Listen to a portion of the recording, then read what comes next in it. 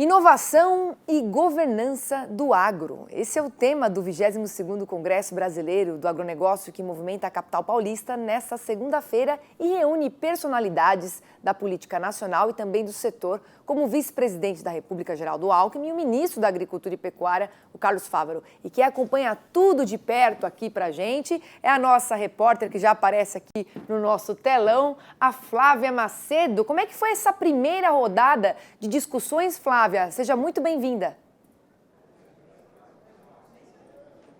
Boa tarde, Priscila. Boa tarde a todos que acompanham o Mercado e Companhia. Amanhã, por aqui, já foi bastante intensa, alguns debates acontecendo em relação, a prioridades do setor e uma abertura também, contando com autoridades representativas e também especialistas importantes do setor e que trouxeram alguns temas, como você mencionou também, aí, de inovação e governança. O que se foi falado bastante por aqui é em relação à sigla ESG, que traz aí direcionamento com práticas que respeitem o setor do ambiente, social e também de governança.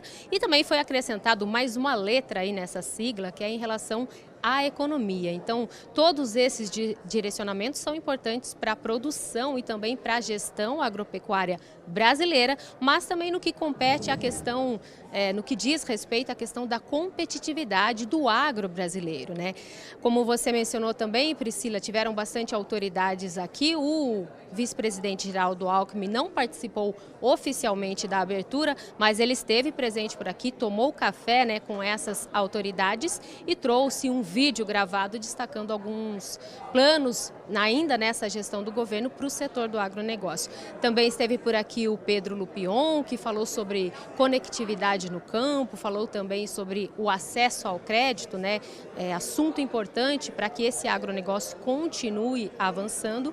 E agora eu vou destacar aqui a fala também do ministro Carlos Fávaro, que depois da abertura, inclusive, participou de uma coletiva de imprensa com os jornalistas. E nessa coletiva, dois pontos principais foram destaque por aqui.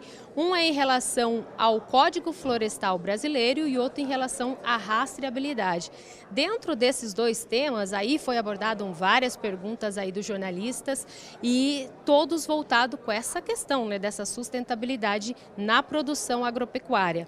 Vou destacar então aqui algumas delas. O ministro falou sobre a negociação, a comercialização com a União Europeia, foi uma das perguntas dos jornalistas, e ele disse que é preciso diálogo, que é preciso ajustar, mas que não podemos, o Brasil não pode aceitar uma imposição de outro continente que não tem noção da realidade da produção aqui, da agricultura tropical, e que também deve se levar em conta o próprio Código Florestal e respeitá-lo dentro do que a gente já segue. Ele até citou que por aqui produtores por livre e espontânea vontade vão lá e